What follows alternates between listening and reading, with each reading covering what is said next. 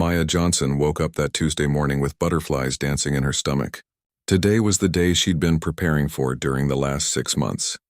Her alarm went off at 4:30 a.m., way earlier than she usually liked. But this wasn't just any ordinary day. She had a meeting in New York City that could change everything about her struggling marketing business. She jumped out of bed and went through her morning routine on autopilot. Coffee first, always coffee first.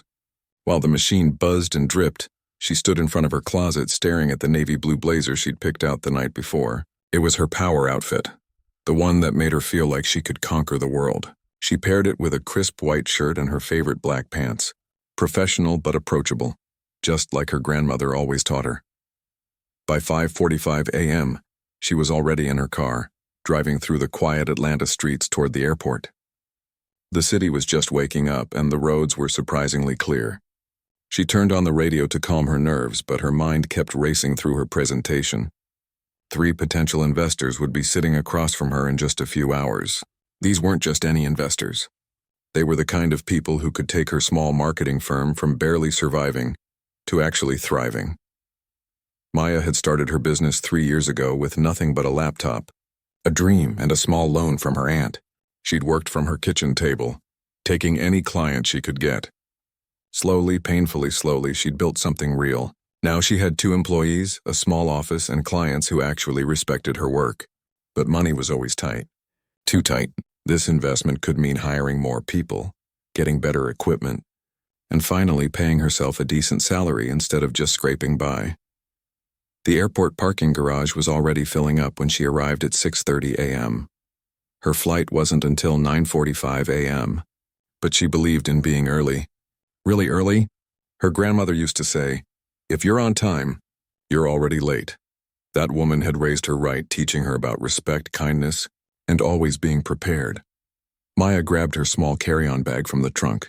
She'd packed light, just enough for 2 days in New York. Her laptop bag hung heavy on her shoulder, filled with printed presentations, backup files on 3 different USB drives, and her lucky pen. Yes, she had a lucky pen. Everyone had their superstitions. Inside the terminal, the usual airport chaos greeted her.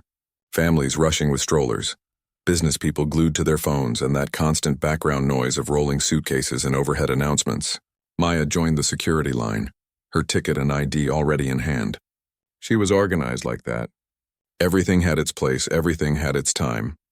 After clearing security without any issues, she checked the departure board. Gate C-17. She had almost 3 hours to kill. Perfect.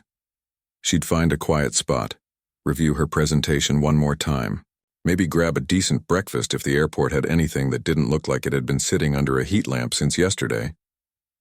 But as she walked toward the main terminal area, something caught her eye. An older man, probably in his 70s, was standing near one of those self-service check-in kiosks. He was wearing an expensive-looking gray suit, the kind that probably cost more than Maya's rent, but something was off. His silver hair was a bit messy, and he kept touching the screen, pulling back, then touching it again. His other hand held a phone, and he kept looking between the phone and the kiosk like he was trying to solve a puzzle. People walked past him without a second glance. Everyone was in their own world, focused on their own problems and schedules. Maya understood that. She was the same way most days. But something about this man reminded her of her own grandfather, the way he used to get confused by new technology before he passed away. She slowed down, watching him for a moment. The man's hands were shaking slightly as he tried to tap something on the screen. He muttered something under his breath, frustrated. Maya looked at her watch. She had time. Plenty of time. Her grandmother's voice echoed in her head, clear as day. Baby, you always help your elders, always. You never know when you might need help yourself. Maya took a deep breath and walked over to him. Excuse me, sir. Do you need some help with that? The man looked up and she saw relief flood his face. His eyes were a pale blue, kind but tired. Oh, thank goodness. Yes, I'm having the worst time with this machine. They've changed everything since I last flew and I can't seem to figure out where my gate is. His voice was refined, educated, but there was a slight tremor in it. Maya noticed he was gripping his phone a little too tightly, like he was holding on to something familiar in an unfamiliar world. No problem at all, Maya said, setting down her bags. These kiosks can be tricky. May I see your boarding pass? He handed her his phone with obvious gratitude. It's one of those digital passes. My daughter set it up for me, but I'm not very good with these things. Maya looked at the screen. His name was Richard, and his flight was leaving from Gate B8 in about 40 minutes. Okay, Mr. Richard, you're flying out of Gate B8. That's actually on the other side of the airport from where we are now. Oh dear, he said, looking genuinely worried. I thought I left myself plenty of time, but I got turned around after going through security. This airport is so much bigger than I remembered. Maya hesitated for just a second. Gate B8 was far, and she wanted to get to her own gate early to settle in and prepare. But looking at this man, seeing the slight confusion in his eyes and the way he seemed a bit unsteady on his feet, she couldn't just point him in the right direction and walk away. Tell you what, she said, making a decision her grandmother would be proud of. I've got some time before my flight. Why don't I walk you to your gate? It's a bit of a hike, and the signs can be confusing. The relief on his face was immediate and genuine. Would you? Oh, that would be wonderful. I don't want to be a burden, but I have to admit, I'm a bit overwhelmed by all this. It's no burden at all, Maya assured him, though a small voice in her head reminded her about her important meeting and how she should be reviewing her notes. She pushed that voice aside. Let me help you with your bag. No, I can manage, he insisted, pulling his small rolling suitcase closer. It was quality leather, she noticed. Well worn, but expensive. They started walking together, Maya adjusting her pace to match his slower steps. The terminal stretched out before them, a long corridor of shops, restaurants, and gates. Richard moved carefully, like someone who'd been told to take it easy but was trying not to show it. Are you traveling for business or pleasure? Maya asked, making conversation as they walked. To see my daughter, actually, Richard said, his face softening. She's been after me to visit for months now. I had a small medical procedure last week, nothing serious, but she insisted I come stay with her for a few days while I recover. That's nice that she cares so much, Maya said. She does, sometimes too much if I'm being honest. He chuckled softly. She wanted to fly down here and escort me back, but I told her I'm perfectly capable of flying alone. I've been doing it for 50 years, though today I'm starting to think maybe she was right to worry. They passed a coffee shop and Richard paused to catch his breath. Maya noticed he seemed a bit pale and a small worry started forming in her mind. Are you feeling okay, sir? Would you like to sit down for a minute? I'm fine, dear. Just not as young as I used to be. These terminals seem to get longer every year. He smiled at her and she could see he was trying to maintain his dignity. They continued walking and Maya found herself genuinely enjoying talking with him. He had a gentle way about him, polite and kind. He asked about her, where she was traveling, and she found herself telling him about her business in the big meeting. A marketing firm? That's impressive for someone your age. You must work very hard. I do, Maya admitted. It's been tough, but I love what I do. That's the secret, Richard said, nodding thoughtfully. Love what you do. I learned that lesson many years ago. They had to stop twice more as they made their way through the terminal. Once for Richard to rest, and once when they hit security checkpoint that he had to go through again because they were changing terminals. Maya's watch showed 7:45 a.m. now. She still had time, but it was definitely getting tighter. At the security line, things got complicated. The security line moved slowly, like it always did. Maya stood behind Richard, watching as he carefully placed his watch in the bin, then his belt, then his shoes. His hands continued that slight trembling she'd noticed earlier, and it took him longer than most people to get everything organized. Take your time, sir, the TSA agent said, not unkindly but clearly wanting to keep the line moving. Richard stepped through the metal detector and immediately, the alarm went off. A loud beep that made everyone look. Maya saw him freeze, confusion crossing his face. Sir, step back, please, the agent instructed. Do you have anything metal in your pockets? Phone, keys, coins? No, I don't think so, Richard said, patting his pockets. I put everything in the bin. Step through again, please. Richard walked through the detector once more. Again the alarm sounded. This time Maya could see the frustration building on his face mixed with something else. Embarrassment. Sir, do you have any medical devices? A pacemaker, perhaps? Richard's hand went to his chest. Oh, yes. Yes, I do. I'm sorry, I completely forgot. They just put it in last week. That's the medical procedure I mentioned. The TSA agent's expression softened a bit. That's fine, sir. It happens all the time. But we'll need to do a manual screening. Step over here, please." What followed was a process that seemed to take forever. Maya watched as Richard was patted down, had his hands swabbed for explosives, and then had to wait while they tested the sample. Other passengers in line grumbled and shifted impatiently. Someone behind Maya sighed loudly. She ignored them. Richard kept apologizing to everyone, his face flushed. "I'm so sorry. I should have remembered. I'm holding everyone up." "It's okay," Maya assured him, though she was now checking her watch more frequently. It was 8:15 a.m. Her flight boarded at 9:15 a.m., and she still had to get Richard to his gate and then make it all the way back to her own gate at C-17. Finally, Richard was cleared. He gathered his belongings with shaking hands, trying to put his belt back on while standing up, nearly losing his balance. Maya stepped forward and steadied him with a gentle hand on his elbow. "Here, why don't you sit down on that bench and put your shoes on?" she suggested. "Good idea," he said gratefully, sitting down heavily. "I don't know what's wrong with me today. I'm usually much more capable than this." "You just had surgery," Maya reminded him gently. "Give yourself a break." As Richard tied his shoes, Maya's phone buzzed. A text from her business partner, Lisa. "Good luck today. You're going to kill it. Call me when you land." Maya's stomach tightened. Right. The meeting. The investors. Her entire future. She looked at Richard, still struggling with his second shoe, and then at her watch. She was cutting it close. Really close, but she'd come this far. She couldn't just leave him now. "All set?" she asked when Richard finally stood up. "Yes, thank you.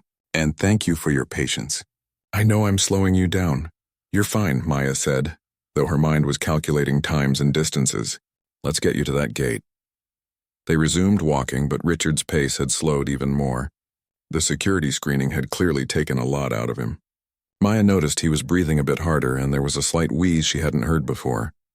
"Mr. Richard, are you sure you're feeling okay? You seem tired." "Just a bit winded," he admitted. "The doctor said I might feel tired for a few weeks while I adjust to the pacemaker. I probably shouldn't have scheduled this trip so soon, but my daughter was so worried, and I wanted to reassure her that I'm fine." They passed gate B1, then B2, B3.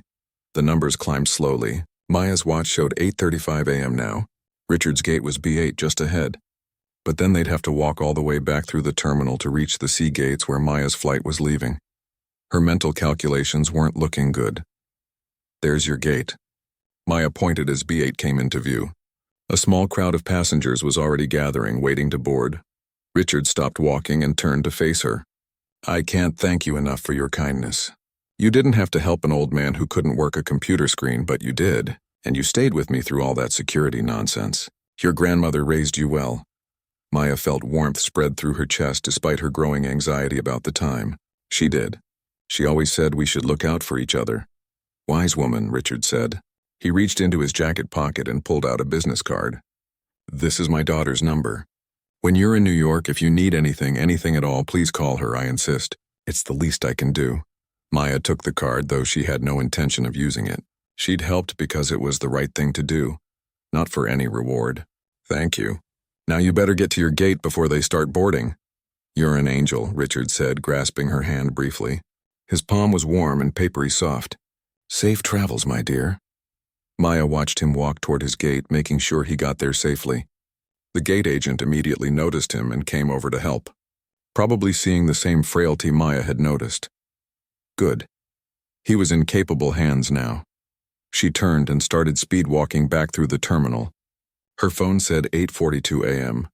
Her gate was C-17, which meant going back through B terminal, through the main hub, and all the way to C terminal. It was doable. Tight, but doable. She walked faster, weaving between slower travelers, her carry-on bouncing behind her. Past the shops selling overpriced neck pillows and magazines. Past the restaurants already serving breakfast to early morning travelers. Past families settling in at their gates, her phone buzzed again. This time, an email notification from one of the investors she was meeting today. "Looking forward to your presentation this afternoon. We've heard great things about your work." Maya's heart raced, and not just from the fast walking. This was really happening. After months of preparation, late nights, and endless revisions, she was finally getting her shot. She just needed to make this flight. She reached the main terminal hub at 8:55 a.m. A huge departures board hung overhead, showing gates and times. She found her flight, gate C-17, boarding at 9:15 a.m. on time. She still had 20 minutes before boarding. She could make it. The C terminal seemed impossibly far away. Maya broke into a light jog, apologizing as she dodged around people. Her laptop bag banged against her hip, and her carry-on rattled behind her. She wasn't graceful, but she was determined. C1, C2, C3. The gate numbers climbed. Her breath came harder now. She wasn't out of shape, but running through an airport with luggage was nobody's idea of easy exercise. C10, C11, C12. She checked her watch as she ran. 9:05 a.m., 10 minutes until boarding. She was going to make it. Relief started to flood through her. But then she hit a wall of people. Literally a wall. A flight had just landed, and what seemed like 300 passengers were all trying to leave the terminal at once, flowing against the direction Maya needed to go. She tried to push through politely, then less politely, but it was like swimming upstream in a river of humanity. "Excuse me, sorry, excuse me," she repeated over and over, squeezing through gaps that barely existed. By the time she broke free of the crowd, precious minutes had slipped away. 9:12 a.m. She could see gate C17 ahead, maybe 100 yards away. She ran full out now, not caring how she looked. Her presentation materials rattled in her laptop bag. Her heart pounded in her ears. Gate C17 came into view. She could see the gate agent at the desk, the passengers lined up to board. She was going to make it. Just barely, but she was going to make it. And then she saw the agent pull the microphone closer and make an announcement that made Maya's blood run cold. "This is the final boarding call for Flight 2847 to New York LaGuardia. All passengers should be on board at this time. We are preparing to close the aircraft door." "Wait!" Maya shouted, still 50 feet away. "Wait, I'm here!" She ran the last distance, nearly tripping over her own suitcase. She reached the desk, breathing so hard she could barely speak. "I'm here," she gasped. "Maya Johnson. I'm on this flight." The gate agent looked at her sympathetically but shook her head. "I'm sorry, ma'am, but we've already closed the door to the aircraft. Once the door is closed, we cannot reopen it."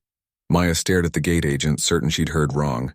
"But I can see the plane right there," she said, pointing through the window at the aircraft still parked at the gate. "It hasn't moved. Please, I need to be on that flight." The agent's expression remained polite but firm. She'd probably had this conversation 1,000 times. "I understand, ma'am, but once we close and secure the aircraft door, it cannot be reopened. It's FAA regulation. I'm very sorry." "But I'm literally 3 minutes late," Maya said, hearing the desperation creeping into her voice. "Can't you make an exception? This is really important. I have a meeting in New York that could change my entire life." A few other passengers at nearby gates were watching now. Maya felt her cheeks burn with embarrassment and frustration, but she couldn't stop herself. "I've been running through this entire airport. I was helping someone, an elderly man who needed assistance, and I just lost track of time. Please, there has to be something you can do." The gate agent's expression softened slightly, but she shook her head. "I truly am sorry.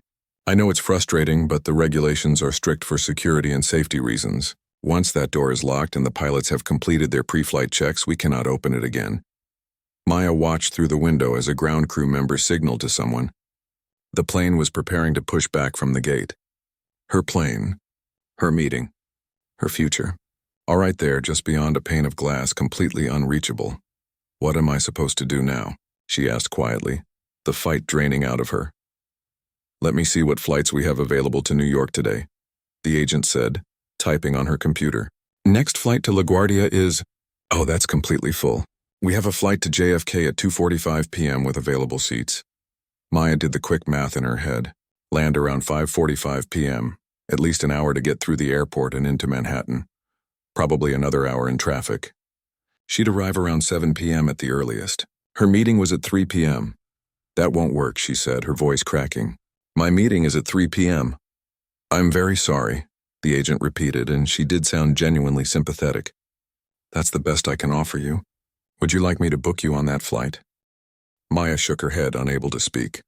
If she opened her mouth, she was going to cry, and she refused to break down in the middle of an airport terminal. She grabbed her suitcase handle and walked away from the desk, her legs feeling like they were made of concrete. She found an empty seat near gate C15 and collapsed into it. For a long moment, she just sat there staring at nothing. Then she pulled out her phone with shaking hands and called Lisa. "Hey, shouldn't you be in the air by now?" Lisa answered cheerfully. I missed my flight, Maya said flatly. What? How? Maya explained about Richard, about helping him through the airport and security, about running through the terminal only to arrive 3 minutes too late. As she talked, she could hear how it sounded, how she'd prioritized a stranger over the most important business meeting of her life. Oh, Maya, Lisa said softly. It was really kind of you to help him, but I screwed up, Maya finished. I know, I can't believe I did this. What was I thinking? You were thinking like a good person, Lisa said. That's not a bad thing. It is when it costs us everything we've been working for, Maya said bitterly. Can you believe it? 6 months of preparation, 3 potential investors ready to hear our pitch, and I ruined it by playing Good Samaritan. Don't talk like that. It's not your fault the old man needed help. I could have just pointed him in the right direction, Maya said. I didn't have to walk him to his gate. I didn't have to wait with him through security. I made choices, and now I have to live with them. There was a pause on the other end. What do you want me to do? Should I call the investors and try to reschedule? Maya closed her eyes. Yeah, tell them I had a family emergency. No, don't say that. That's a lie. Just tell them I missed my flight and apologize. See if they're willing to do a video call instead or reschedule for later this week. Okay, Lisa said, though they both knew what that meant. Investors who were willing to meet once might not give them a second chance. They were busy people with 100 other opportunities competing for their attention. Maya and her little marketing firm weren't special enough to warrant exceptional treatment. After hanging up, Maya just sat there. Around her, the airport continued its normal rhythm. Travelers rushing to gates, families greeting each other, business people on phones. Life going on like her world hadn't just collapsed. Her grandmother's face came to mind. That beautiful, kind face that had raised her after her parents died in a car accident when she was 7. Her grandmother who had worked 2 jobs to put Maya through college, who had encouraged her to start her own business even when everyone else said it was too risky. What would her grandmother think about this situation? Would she be disappointed that Maya had missed her flight? Or would she be proud that Maya had helped someone in need? Maya didn't know anymore. She'd always tried to live by her grandmother's principles of kindness and service to others. But maybe there was a time and place for that. And maybe the middle of the most important day of her professional life, wasn't it? She thought about Richard, probably sitting on his plane right now, comfortable in his seat, maybe already in the air. He'd thanked her profusely, had seemed genuinely grateful, but he didn't know what his confusion and slowness had cost her. He'd never know that his need for help had destroyed someone else's dreams. That thought made her feel ugly inside, and she hated herself for it. Richard hadn't asked to have a medical procedure. He hadn't asked to feel overwhelmed by new technology. He was just an older man trying to visit his daughter, and he'd needed help. There was nothing wrong with that. But there was also nothing wrong with Maya having ambitions and dreams. Nothing wrong with wanting to succeed, wanting to build something meaningful. Why did helping others have to come at the cost of helping herself? Her phone buzzed with a text from Lisa. Talk to the investor's assistant. They're not available for a video call today, and they're traveling internationally for the next 2 weeks. Earliest they could reschedule is mid-November. I'm so sorry, mid-November. 6 weeks away. Anything could happen in 6 weeks. They could find other businesses to invest in. They could change their minds. The market could shift. 6 weeks in the business world might as well be 6 years. Maya typed back, "Thanks for trying." She didn't know what else to say. She looked at her ticket on her phone. The flight she'd missed, now probably halfway to New York. All those passengers going about their lives, having no idea that one empty seat represented someone's shattered hopes. Maybe she should just go home. There was no point in flying to New York now. She could get a refund or credit for her ticket, drive back to her apartment, and spend the rest of the day feeling sorry for herself. She'd earned that much, hadn't she? But something kept her sitting in that uncomfortable airport chair, some stubborn part of her that didn't want to give up, even though the logical part of her brain knew there was nothing left to fight for. She pulled up the rescheduling website on her phone. The 2:45 p.m. flight to JFK was still showing available seats. Expensive because it was same-day booking, but available. What would she even do if she went? The meeting would be over. The investors would be gone. She'd just be wandering around New York City with nothing to show for it except a depleted bank account. As she sat there debating with herself, an announcement came over the PA system. Maya Johnson, Please report to the main customer service desk in Terminal C. Maya Johnson to the customer service desk. She looked up, confused. Had they found her luggage or something? But her carry-on was right here with her. Maybe they'd made a mistake with her ticket, though that seemed unlikely since she'd never actually boarded the plane. For a moment, she considered ignoring it. She didn't have the energy to deal with whatever bureaucratic issue had come up.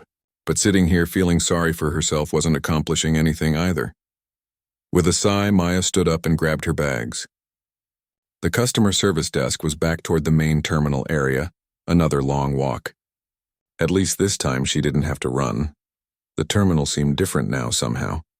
Earlier it had been full of possibility and promise. Now it just felt like a big, impersonal building full of strangers going places she'd never reach. She walked slowly, in no particular hurry. A janitor mopped the floor near gate C10 and she carefully walked around the wet area. A small child ran past her laughing, chased by a tired-looking parent. A pilot and flight attendant walked by in the opposite direction, pulling their regulation black suitcases, talking about their layover plans. Normal life. Normal people having normal days. While her world crumbled, the customer service desk finally came into view.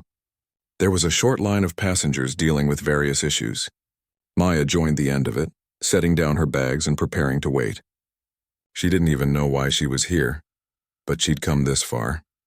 When her turn came, she approached the counter where a professional-looking woman in her 40s was stationed. The woman's name tag read Patricia Westbrook, Operations Manager. Patricia looked up from her computer screen and smiled warmly at Maya. It was a genuine smile, not the professional mask most customer service workers wore. That alone was enough to make Maya suspicious.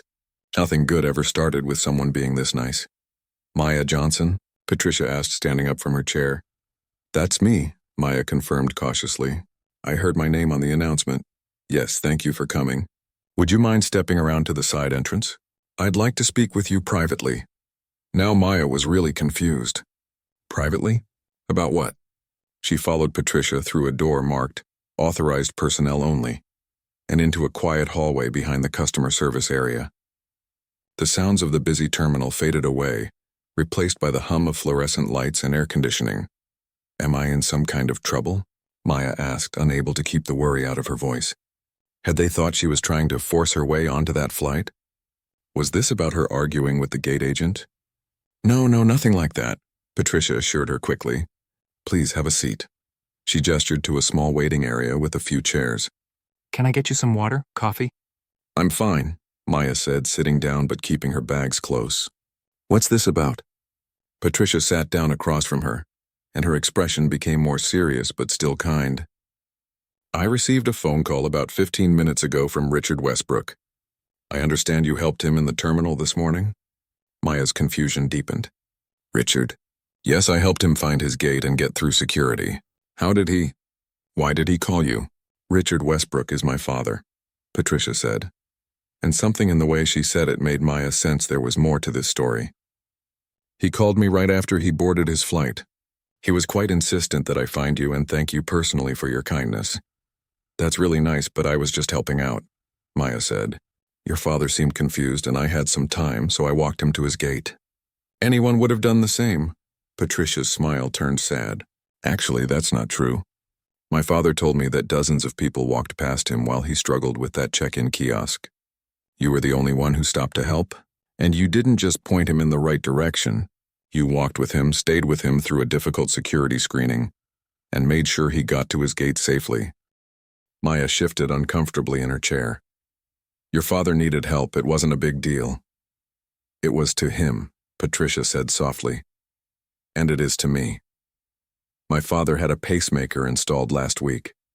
It's been a difficult adjustment for him, not just physically, but emotionally. He's always been such an independent man. Built his entire business from nothing, traveled the world, never needed anyone's help with anything. Now he's 73 and suddenly feeling vulnerable for the first time in his life. I could tell he was struggling, Maya admitted. But he seemed like a proud man. I tried not to make him feel worse about needing assistance. That's exactly why he was so touched by your help, Patricia said. You treated him with dignity and respect.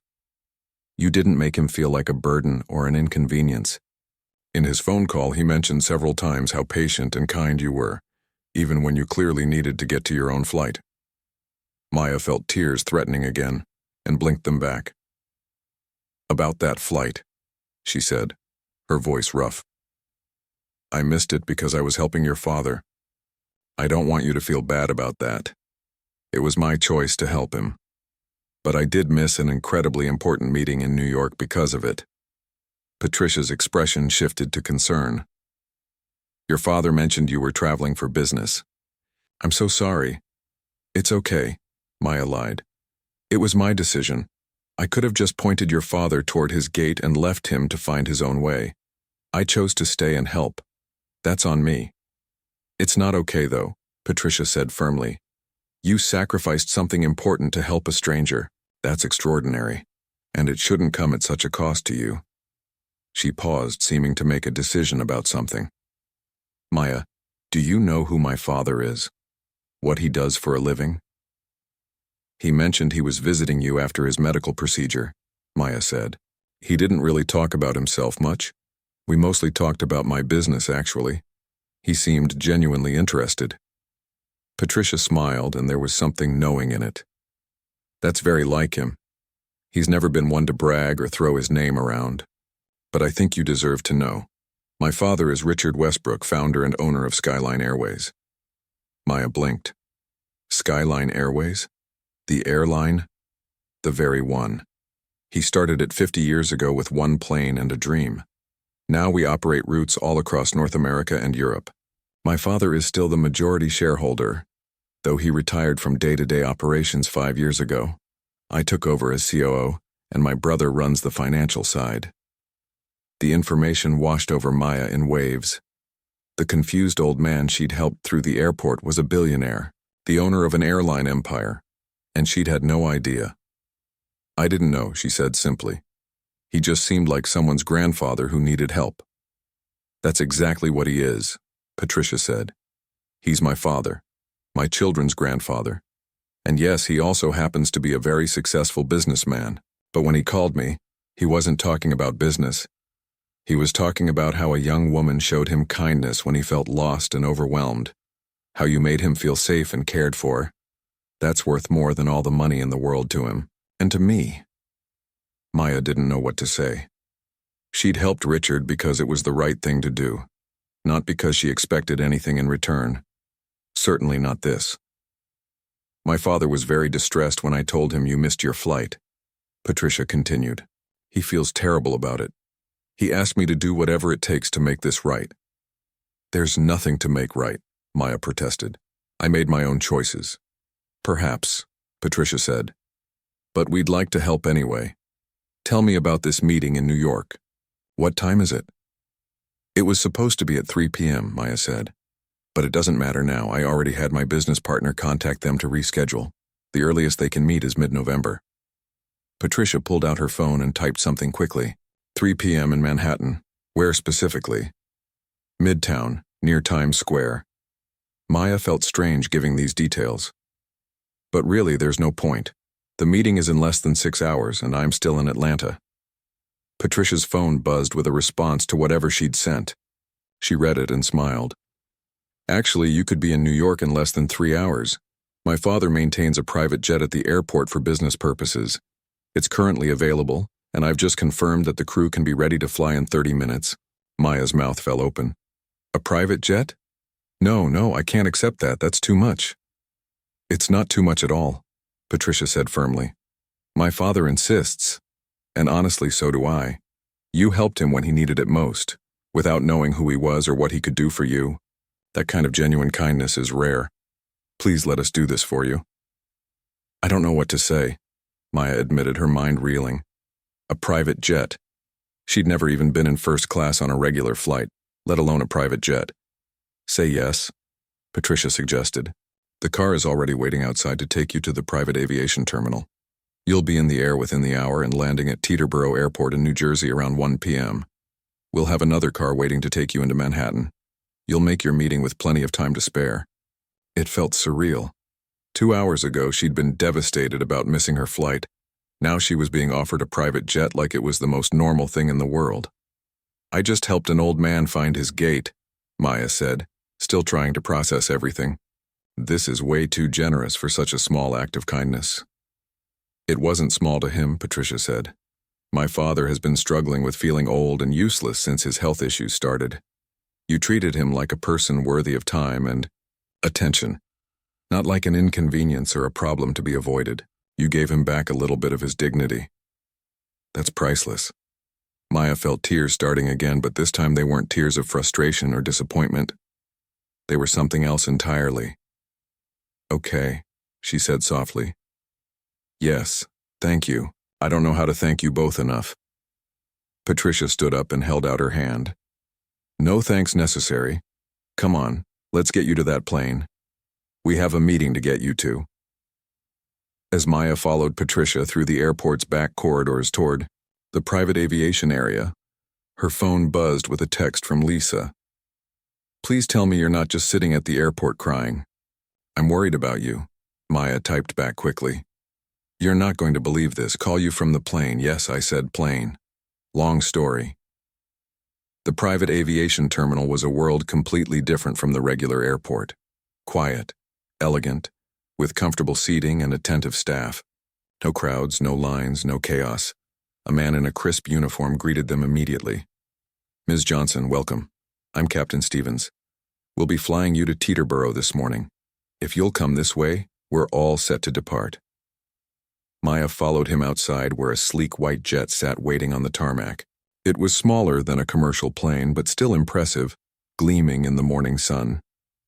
Maya climbed the stairs into the jet, each step feeling like she was entering a different world. The interior was nothing like a commercial plane. Leather seats that looked more like living room recliners. Polished wood accents, soft lighting. A small galley kitchen where a flight attendant was preparing drinks. "Please, sit anywhere you'd like," Captain Stevens said. "We'll be taking off shortly. Flight time to Teterboro is about 2.5 hours.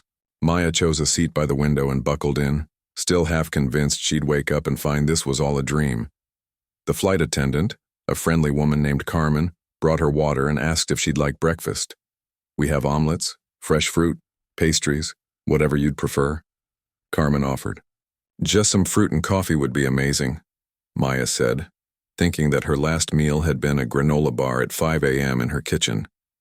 As the plane taxied to the runway, Maya pulled out her phone to call Lisa before they took off. "Okay, explain," Lisa demanded as soon as she answered. "What plane?" Maya told her everything, about Richard being the owner of Skyline Airways, about Patricia arranging the private jet, about how she'd be landing in New York with 2 hours to spare before the meeting. "Are you kidding me?" Lisa practically screamed. "This is insane. This is like something from a movie." "I know," Maya said, watching through the window as the plane turned onto the runway. "I keep thinking I'm going to wake up." "So you're really going to make the meeting?" "Looks like it." "I can't believe this is happening." "I can," Lisa said warmly. "You deserved a break, Maya. You work so hard, and you're such a good person. Maybe the universe decided to pay you back for once." After hanging up, Maya sat back in the incredibly comfortable seat and let herself relax for the first time all morning. The plane accelerated down the runway and lifted smoothly into the air. She watched Atlanta fall away beneath her, the city spreading out in all directions before being swallowed by clouds. Carmen brought her breakfast, and Maya ate mechanically while reviewing her presentation on her laptop. But her mind kept drifting back to Richard. That confused, vulnerable old man in the terminal who had turned out to be one of the most successful businessmen in aviation. What were the chances? If she'd walked past him like everyone else had, she'd be sitting at home right now, drowning her sorrows and wondering if she'd ever get another opportunity like this. Instead, she was on a private jet, racing toward the meeting that could change everything. Her grandmother would have called it divine intervention. "God works in mysterious ways," she used to say. Maya had always been skeptical of that kind of thinking, believing more in hard work and preparation than in cosmic intervention. But today made her wonder. The flight passed quickly. Carmen checked on her regularly, bringing more coffee and making sure she had everything she needed. It was surreal being the only passenger on an entire airplane, having a crew devoted solely to her comfort. As they began their descent into Teterboro, Captain Stevens announced over the intercom, "Ms. Johnson, we're about 15 minutes from landing. Mr. Westbrook asked me to let you know that he's looking forward to speaking with you again soon. He also wanted me to tell you that Patricia has arranged for more than just a car to meet you." Maya wondered what that meant, but didn't have long to wait. When the plane landed and she descended the stairs, a black town car was indeed waiting, but so was Patricia herself. "Couldn't let you go to this meeting without wishing you good luck in person," Patricia explained, giving Maya a quick hug. "Also, my father had one more request." "He's already done more than enough," Maya protested. "He doesn't think so," Patricia said with a smile. "He asked if you'd be willing to meet with him and our chief marketing officer next week. He wants to hear more about your business." Maya's heart started racing again. "He wants to meet with me? About my business?" "My father didn't build an airline empire by ignoring talent when he sees it," Patricia said. "In the 30 minutes you spent with him, you made an impression. Not just because you were kind, but because when you talked about your business, he heard passion and intelligence. He's interested in what you're building." "I don't know what to say," Maya admitted. This day just kept getting more surreal. "Say you'll think about it," Patricia suggested. "First, go knock this presentation out of the park. Then we'll talk about the future. Deal?" "Deal," Maya agreed, shaking Patricia's hand. The drive into Manhattan took about 45 minutes, giving Maya time to run through her presentation one final time. The driver dropped her off in front of a modern office building in Midtown with 30 minutes to spare. Maya checked her reflection in the building's glass doors. Despite everything that had happened this morning, she looked surprisingly put together. Her blazer was only slightly wrinkled, her hair was still neat, and adrenaline had given her cheeks a healthy flush. The meeting itself felt like an out-of-body experience. Maya presented her marketing strategies, showed her portfolio of past work, and answered questions with a confidence she didn't know she possessed. Maybe it was the morning's roller coaster of emotions. Maybe it was knowing that regardless of how this meeting went, something amazing had already happened today. Whatever the reason, she was on fire. The three investors listened intently, asked smart questions, and took notes. When she finished her presentation, the lead investor, a stern-looking man named Mr. Chen, sat back in his chair. "Ms. Johnson, I have to say, this is one of the most impressive presentations we've seen this quarter. Your approach to integrated social media marketing is exactly what we've been looking for. We'd like to invest in your company." Maya felt her knees go weak. She'd done it. Actually done it. The rest of the meeting passed in a blur of handshakes, preliminary numbers, and promises to have contracts drawn up within the week. When Maya finally left the building an hour later, she stood on the sidewalk in the middle of Manhattan and called Lisa. "They want to invest," she shouted into the phone, not caring who heard her. "They actually want to invest." Lisa's screams of joy were so loud Maya had to hold the phone away from her ear. They talked for 20 minutes, going over every detail of the meeting and the proposed investment. It was everything they'd hoped for and more. That evening, sitting in a hotel room that Patricia had insisted on booking for her, Maya finally had a chance to process everything that had happened. She pulled out the business card Richard had given her that morning. His daughter's number. She stared at it for a long moment, then sent a text to the number Patricia had given her instead. "Thank you doesn't seem like enough for everything you and your father did for me today. You changed my life. I'll never forget your kindness." The response came quickly. "You changed my father's day by treating him with dignity when he felt vulnerable. As far as he's concerned, you two are even, but he does hope you'll take that meeting next week. He rarely gets this excited about a business idea." Maya smiled and typed back, "I'll be there."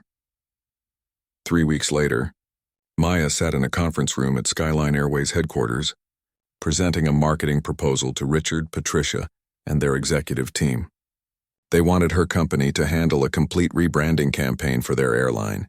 It was the biggest contract her firm had ever been offered, worth more than everything they'd made in the previous 3 years combined. Richard sat at the head of the table, looking every bit the successful businessman he was. He was wearing a perfectly tailored suit, his silver hair neatly combed, and there was no trace of the confusion she'd seen that morning in the airport. But when he smiled at her before she began her presentation, she saw the same kindness in his eyes. "Before we start," Richard said to the room, I want to tell you all how I met Maya. 3 weeks ago, I was having one of the worst mornings of my life. I'd just had surgery, I was confused and overwhelmed at the airport, and I felt invisible. Everyone walked past me like I didn't exist. Everyone except Maya. She stopped and helped me, not knowing who I was, not wanting anything in return.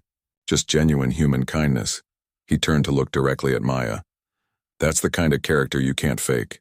That's the kind of person I want representing my company. So let's hear what she has to say. Maya gave her presentation, and it was even better than the one she'd given to the investors. When she finished, the room erupted in applause. They loved it. Every single idea, every strategy, every creative concept. The contract was signed by the end of the week. Maya's little marketing firm suddenly had a major airline as a client, stable funding from their investors, and more work than they could handle. She hired 5 new employees within the month. 6 months later, they moved into a real office space with windows and a conference room and everything. But the success wasn't the most important part of the story. Maya kept in touch with Richard, meeting him for coffee once a month. He became a mentor, teaching her about business, about life, about staying true to your values even when it's inconvenient. He told her about building his airline, about the failures and successes, about the importance of treating people with respect regardless of their position. You know what I learned that day in the airport? Richard told her during one of their coffee meetings. I learned that no matter how successful you become, no matter how much money you make or how many people know your name, you're still just human. You still need help sometimes. And the quality of a society is measured by how we treat people when they're vulnerable. Maya thought about her grandmother and smiled. My grandmother used to say something similar. She said we're all just walking each other home. Wise woman, Richard said, just like he had that first morning. You know, I've been thinking. I'm 73 years old. I've built a successful company, raised good children, and made more money than I could spend in 10 lifetimes. But that morning in the airport when I felt lost and scared, none of that mattered. What mattered was that one person stopped and saw me as a human being who needed help. That's what I'll remember when I'm gone. Not the business deals or the profits, but the kindness of a stranger who had nothing to gain and everything to lose. Maya felt tears prick her eyes. I almost didn't stop. I was so focused on my meeting, on my future, I almost walked right past you. But you didn't, Richard said firmly. That's the point. You had every reason to ignore me, to focus on your own problems, but you didn't. You chose kindness over convenience. That choice changed both our lives. A year after that morning in the airport, Maya's company was featured in a business magazine as one of the fastest-growing marketing firms in the Southeast. The article mentioned her major client, Skyline Airways, and included a quote from Richard about why he'd chosen to work with her. I've been in business for 50 years, Richard was quoted as saying. I've worked with hundreds of marketing firms, PR companies, and consultants. Maya Johnson is different. She doesn't just sell a service. She builds relationships. She sees people, really sees them. That's what makes her special. That's why she'll succeed. Maya framed that article and hung it in her office right next to a photo someone had taken of her and Richard at a company event. In the photo, they were both laughing, and you could see the genuine affection between them. It reminded her every day that success wasn't just about hard work or preparation or even luck. It was about staying true to who you are, about choosing kindness even when it's difficult, about seeing the humanity in others. She never forgot that morning in the airport. The panic of missing her flight, the despair of thinking she'd lost everything, the miracle that followed. It taught her that sometimes the detours in life lead to better destinations than we ever imagined. That helping others isn't a distraction from our goals, but often the path to achieving them. That kindness is never wasted even when it costs us something.